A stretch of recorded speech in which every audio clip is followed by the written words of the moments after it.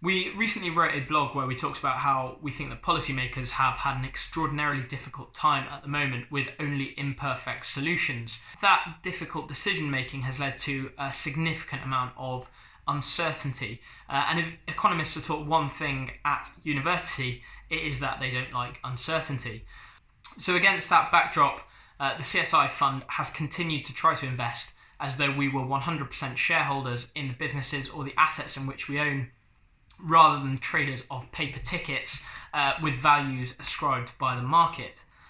So that's left us with two questions throughout this period with every investment that we have previously made.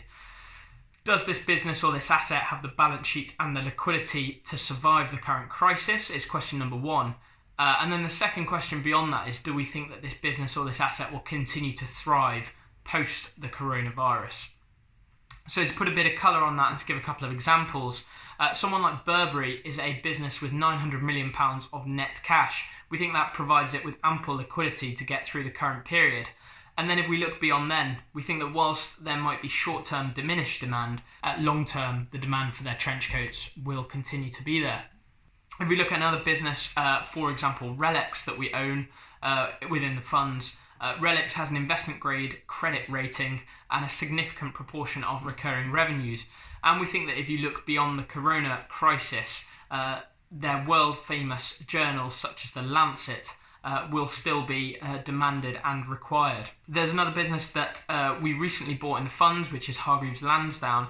Hargreaves Lansdown hold a net cash position on the balance sheet and again have a significant proportion of recurring revenues. In fact, they have continued to trade during this period and continue to trade profitably.